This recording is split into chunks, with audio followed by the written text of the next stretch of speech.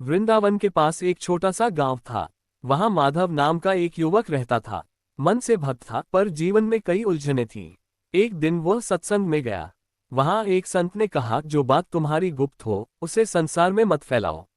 लोग गहराई नहीं समझेंगे, उपहास करेंगे। अपनी भूल महापुरुषों से कहो, प्रभु से कहो, वे कृपालु हैं। माधव के मन True को ये बात peace छू is गई। not found उसे in the समझ world आया कि around संदेह you, वाले व्यक्ति, but वस्तु और within the आचरण से दूर sanctuary रहना of ही your भलाई own है। heart. संत ने समझाया, जिसमें संदेह हो उसे मत अपनाओ। जो शास्त्र सम्मत न हो मत करो। जो भोजन सात्विक न हो मत लो।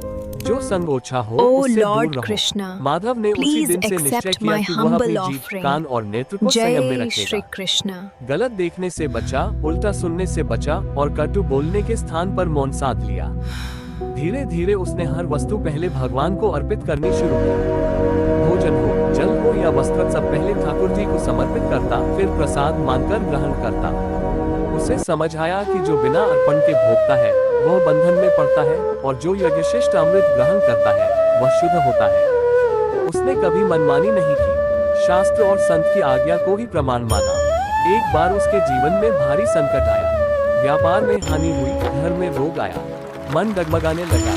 तभी संत के वचन स्मरण हुए, सुख दुख प्रारब्ध के क्षय के साधन है। विचलित मत होना, वृंदावन भाव को मत छोड़ना।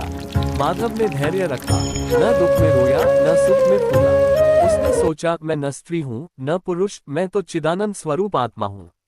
ये चिंतन उसे भीतर से शांत करने लगा। समय बीतता गया, माधव का मन अधिक स्थिर होने लगा। अब उसे संसार की चकाचौंध में आकर्षण नहीं होता था। वो हर दिन नाम जप करता, शास्त्र का स्वाध्याय करता और सेवा में लगा रहता। काम, क्रोध, लोभ के वेग आते तो वह भीतर से कहता, धिक्कार है, यह मार्ग नहीं, और हट जाता।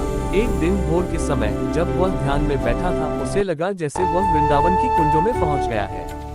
वहां दिव्य युगल सरकार, राधा और कृष्ण हंसते हुए लताओं के बीच विहार कर रहे हैं। कभी पुष्प चुनते, कभी एक दूसरे पर डालते, कभी सरोवर में जलक्रीड़ा करते। माधव भाव विभोर हो गया। उसे लगा जैसे वृंदावन की प्रत्येक लता, प्रत्येक कण उनके प्रेम से स्पंदित है। उसने देखा, प्रिया और प्रीतम स्वयं लताओं को जल दे रहे हैं, स्नेह से स्पर्श कर रहे हैं। उनके चरणों से भूमि धन्य हो रही है। उस क्षण माधव को अनुभव हुआ कि सच्ची साधना बाहरी दिखावे में नहीं, बल्कि समर्पण, संयम और शास्त्र सम्मत सेवा में है। धीरे धीरे ध्यान समाप्त हुआ, पर आनंद शेष रहा। अब उसे समझ आ गया था, गले लगना नहीं, गले पड़ना है। जैसे बालक पिता के बिना असहाय हो, वैसे ही प्रभु के चरणों में शरणागति ही मार्ग है। माधव का जीवन बदल गया। वो हर परिस्थिति में प्रसन्न रहने लगा।